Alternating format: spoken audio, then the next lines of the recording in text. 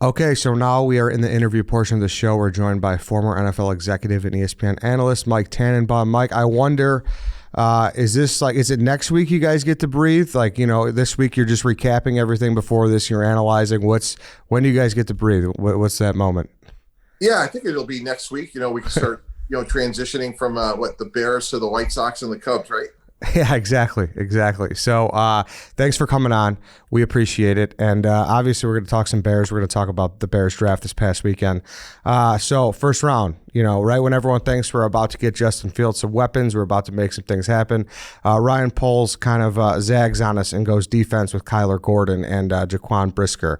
Let's start with Gordon. What do you know about him? What can you tell our audience about him? And do you like the pick at where it was? And do you like the fit for the Bears? Yeah, 39th pick overall, absolutely. Him and McDuffie were really underrated. Washington struggled, but their secondary was really good. I did the ESPN radio broadcast, and we interviewed Kyler in person in Vegas, and really engaging guy. I think he has length. I think this is a guy that, for Coach Eberflus could play some man-to-man. I thought he was a willing tackler. So, it's interesting. Like, I know University of Washington secondary is not like a household name, but to have two corners go in the top 39 picks says a lot how well they were coached, how well they played. And I think he could come in and challenge to start right away. And then I saw you tweeted about Brisker. Were you a little more high on Brisker than Gordon? Yeah, I like Brisker too. I think Brisker is going to come in. I think he's a little bit more of like these sort of like new age safeties. Like he has like some position flex. A safety has to play man to man in the slot. He can blitz. I like him. I think his athleticism, his ability to play in space, that's really what a safety is now. Like, it's really interesting. Some of these slot receivers are a little bit bigger than they've been in the past. And I think Brisker's physical and athletic sort of like his traits really match up well. Is the safety position, it felt like just a couple of years ago, people didn't value it as much. And now, a lot of teams are going 3 safety look and whatnot. Is that the quickest turnaround ever? Is that what you're seeing too? What's going on with the safety position in general? Yeah, I think the safety position may be more important than like the third linebacker. So, just from a standpoint of so many teams are playing 3 wide receivers or 4 wide receivers. So again, Brisker's athleticism, I think, really equates to where the game is going. And he should be, look, your third corner is playing 65, 70% of the snaps anyway. I mean, your third corner and those safeties, like, again, they're playing more now than the third linebacker. Very rarely are you going to be in, what we would call like regular, which would be 3, linebackers, because the opposing team's not going to be in a 2-back formation. And a big thing here, Mike, is people. We got these 2 players. Obviously, you seem to like them, and but people were upset. People really thought, like I said before, that it was going to go offense. We got to get our quarterback in a position to succeed here. In your experience, obviously with the Jets and the Dolphins, do you buy into that? Do you buy in like, hey, are you more best player available, or were you more like, hey, we gotta figure this guy out. We got to put him in a good spot to succeed now? Yeah, no, look, you got to stick to your board. If it's close, you want to marry it to, what you're doing with obviously what your needs are. And I know there's a lot to be said, like, hey, we got to get Justin Fields, more help. And I get that. Like, Mooney should be a really good player. But when you lose somebody like of Allen Robinson's stature, it's hard to replace. And Veloce Jones, like, he's going to be a kick returner. He's more of a developmental receiver. And there's so many receivers that went off. So I understand people's concerns, but I would say this. Receivers, you can find them between now and opening day. And, this is only Justin Fields' second year, and the cupboard's not totally bare. So I think you got 2 real quality starters on defense, and that's a good place to start. And if you get anything more out of Jones in terms of beyond the kicking game, that's just a bonus. Just overall, do you like, if you say he's just a kick returner in the 3rd round, that doesn't seem great to me. Yeah, and again, he's young. We'll see what he can do. Like, let's see where he is in 3 years. But he does have attributes. I don't think he was as high on other people's boards, but there are 3 phases to the game, and if he's a difference maker in the kicking game, that's meaningful. And then people were freaking out as well that he's 25 years old already. Was that something you looked at a lot? How much did age factor into everything you did? Not a ton. If a guy's like 28, 29, like once in a while, you'll see people like, worked or went on a mission. It's rare. 24 is okay. Once in a while you get somebody 26, 27, and then you think about like, okay, second contract, are they aging out? But someone who's 24, look, if your third round pick is playing, 6 or 7 years, you're doing backflips. Yeah, that's a good way to put it. What were your thoughts on Fields when he came out, and what do you think of him now? Yeah, there's so much to love about his game. Look, first of all, this guy, like from a physical prototype, is exactly what you want. The game means a lot to him. I remember I was actually at his first practice at Ohio State. It was one of my first assignments for ESPN. It was practice, and he runs right by me, and I'm thinking I'm looking at Cam Newton, and all I could think to myself is Jacob Fromm must be freaking Superman. Like, somehow Jacob Fromm beat out Justin Fields at Georgia, and obviously transfers, the rest is history. I'm thinking like I was so fascinated by like what Jacob Fromm looked like, because Fields was like the perfect prospect. Like I'm at Ohio State's practice, like him, Chase Young, like team looked better than most NFL teams. So I think he has great intangibles, great physical prototype. And now I think, and one of the things I like about Coach Eberflus is I think he'll put him in positions to be successful. Is there anything you don't like about Justin Fields? I think it's like any other young quarterback. He's going to have to win playing left-handed. And what I mean by that is, people are going to try to keep him in the pocket, move to his left. And, he's going to have to make throws down the field consistently. We spent a lot of time the other day on ESPN talking about Jalen Hurts. Jalen Hurts struggles throwing the ball down the field. He's 37% when the ball travels 20 yards or more. And if people in the media know that, opposing coordinators know that. So Justin's going to have to be consistent from the pocket, which I think he has the ability to work into. And he's a full field read guy. He can make all the throws. And then, he puts a lot of pressure on defense because he's so athletic. So all the tools are there for him to be really, really good. If you had to make a bet, though, what echelon would Justin Fields fit into? Is he going to be in the top 10 area quarterbacks, top 15, top 20? Where do you think he would be able to fit in the future? I think 8 to 12, somewhere in there. I think he has a chance to be a really good starter for a long time. And again, if we were talking about Josh Allen after his rookie year, we'd say the same thing. Like Josh Allen really struggled with his accuracy at Wyoming. That's why he fell. People are like, well, how come he didn't go one and why did Baker? Because in college, he struggled. Like he sprayed the ball and it got better and better. And, knowing Justin's character, what they thought of him at Ohio State, like I think his skill set will continue to improve. And, he really has a very high ceiling. So you're a believer. Is there anyone that you're not as high on across the league? Quarterbacks? Yeah, in terms of young quarterbacks. Yeah, I've been, pretty well set. Like really, like Baker, Baker came out, ran a 4.85, and Tom, it's just physics. Like you could outrun college defensive linemen when you run 4.85. You can't in the pros. That's why he gets hurt, because he can't outrun. He's height and speed deficient. I've had concerns about Tua. Tua got hurt in college. Tua got hurt in practice. This is a big year for Tua. Zach Wilson, I'm not sure of. I think he's a guy that's going to have to cut way down on the turnovers. So, but Baker in particular, I just thought his physical limitations have shown up. Yeah, it certainly has. As far as the Bears as a whole, their later round picks, did any of those guys stick out where you maybe like, hey, look out for this guy, or something you like particularly about one or the other? Robinson's a little bit of a good athlete. We'll see how that translates. The rest of the guys, I think they're probably more developmental, like Ebner from Baylor. Some of these guys, may not even make the team, start on the practice squad, but they took a couple of shots at some of those down line offensive linemen, Kramer from Illinois. We'll see who they hit on. It seemed like they went a little bit of the volume route, which I understand why Ryan Poles would do that, just from a standpoint of year one, try to change the roster over, change the culture. I can see why they would do that in year one. Yeah. So you would, were you ever in a situation like this where you had to go with more picks, or had to make a bold move? A couple times. Yeah, absolutely. Did that a couple times in my career. First year with the Jets, like we tried to flip the roster, and we did that also in Miami. Where Adam Gase went to infuse a whole bunch of people at the same time. So it's not unlike for Coach Eberflus and Ryan Poles to want to do that in their first year. What is So you worked at the Jets and the Dolphins. What are some of the bolder moves you would say you made when it came to draft season?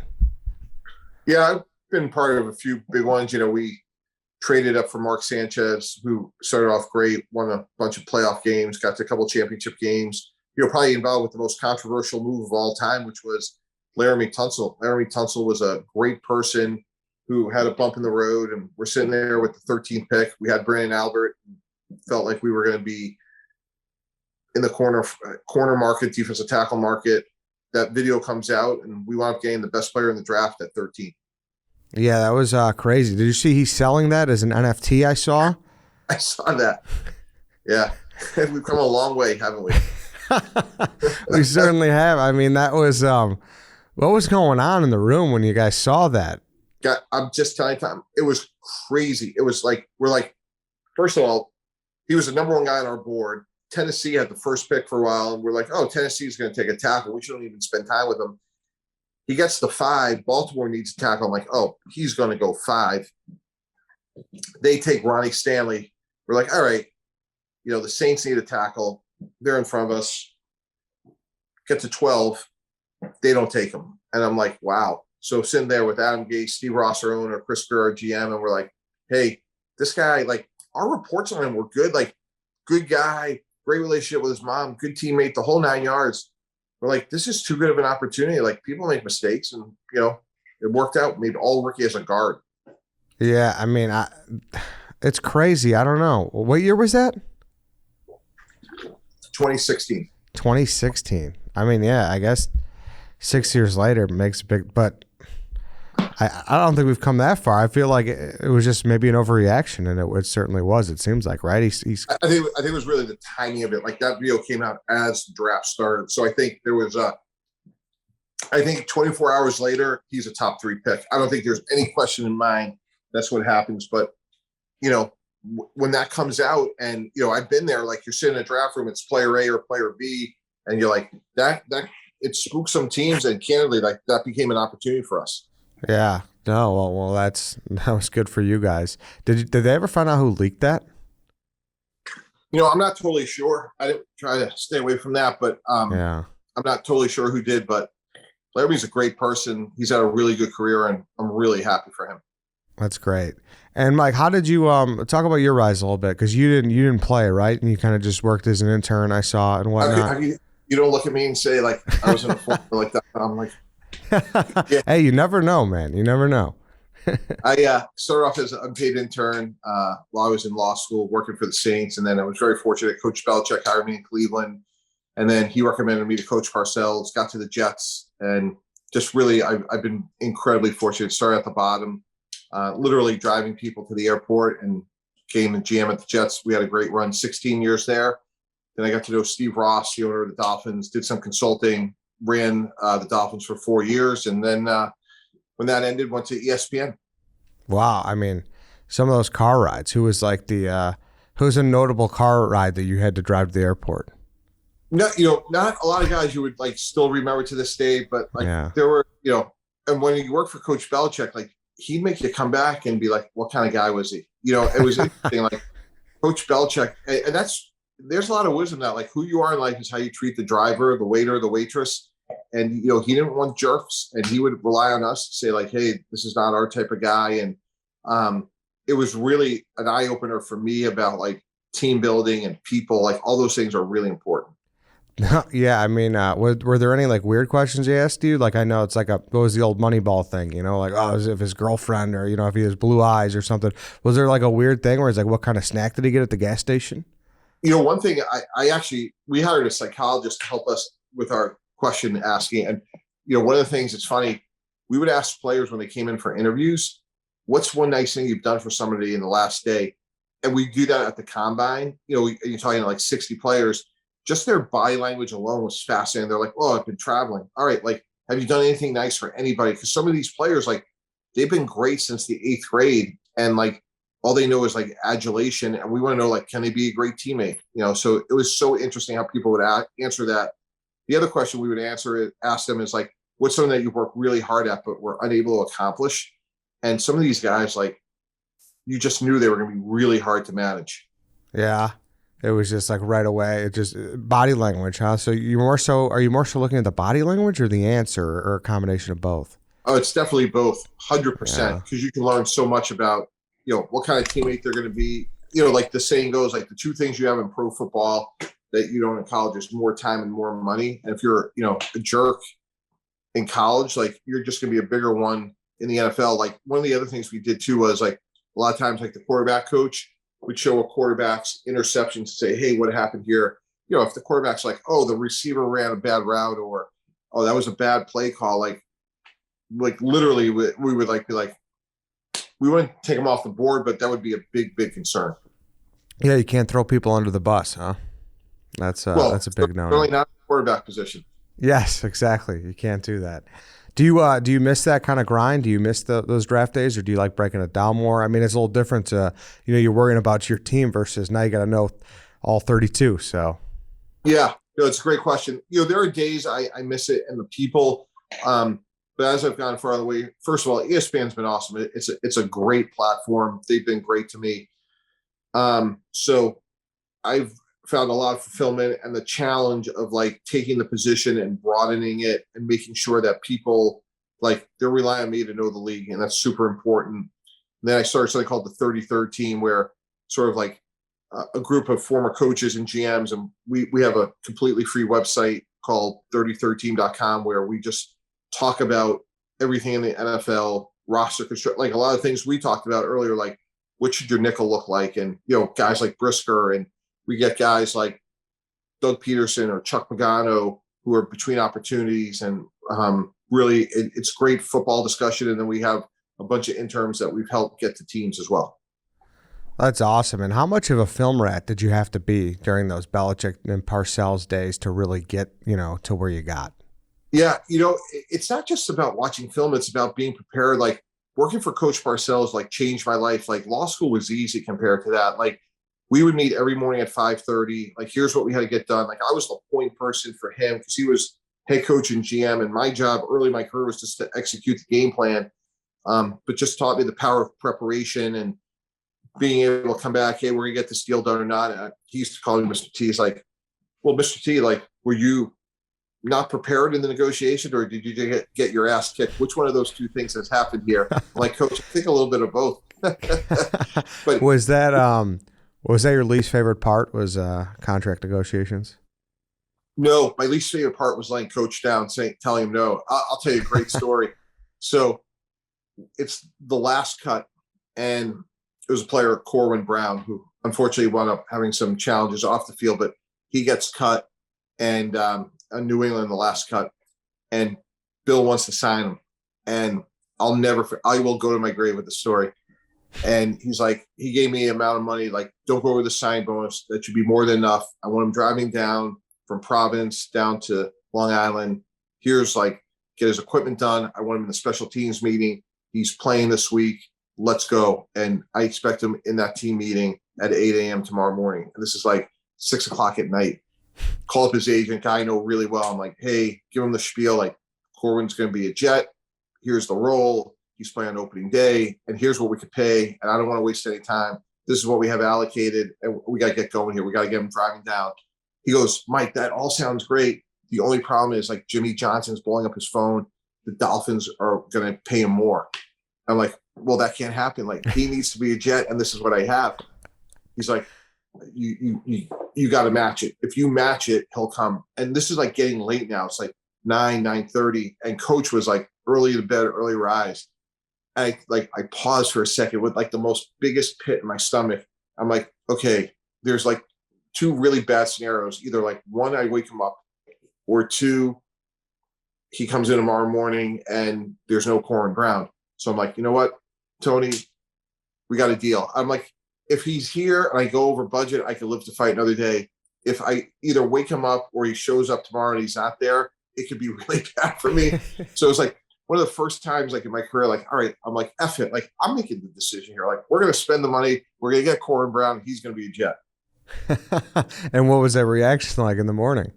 I just told Bill, I'm like, we'll find it somewhere, but like, it is what it is. Jimmy Johnson was blowing up his phone. He's like, it's a good thing he's here, Mr. T. I'm like, yes, sir. It's a good thing the way you said that is very, I could imagine that in my head. Yeah, Was yeah. he, I didn't want to deal with the alternative of him not being there. yeah, was he, who was tougher? Which Bill? Boy, that's a great question. You know, they're totally like they're similar guys. Like you'd be surprised. Like Coach Belichick, like he'd have a beer. You know, like he's like a real guy, and you know you can really study the amount of young people he gave a chance. And Bill B's genius was his ability to be like, you know, like they talk about like Steve Jobs at Apple. Like his genius was making things simple. And if you go to Coach Belichick's meetings, you'd be shocked at its simplicity. Like, fellas, if we do these three things, like you talk a lot about setting the edge, not getting the ball thrown over your head, making the opponent go the long, hard way. Like his genius was in its simplicity, but being like incredibly prepared. Coach Parcells, like, was he talked a lot about this, was he felt like being confrontational was a real positive thing. He's like, being confrontational gets the gray out and it allows progress to happen. People avoid hard conversations. So coach taught me so much about preparation, being at my best, being prepared. But like Bill was like, he would say anything to you. Like he was and this sounds crazy, but like in an endearing way, like you're too fat, you're not playing good enough. If you want to play great and get paid a lot, you're too fat. And it was like, oh my God, like he just said that. And like, and then he'd be on to the next thing. Mm-hmm. So just the brutal honesty out of him, huh? For the right reasons. Yeah. Okay. So not just to be an asshole. So that's, Right. Right. yeah. But some people like kind of took it like you're being a jackass. He's like, no, I want you to be great. I mean, I can't tell you how many times he used to say, Mr. T, maybe my expectations for you are higher than those of yourself. If you can't get this guy signed, I'll find somebody that can. Are there any questions? No, sir. I got it. And like you understood like what was, you know, what was expected of you, and there was no compromise in what the results had to be. Yeah. I mean, probably definitely not for everyone, but if if you responded to that way, a great coach then. Right.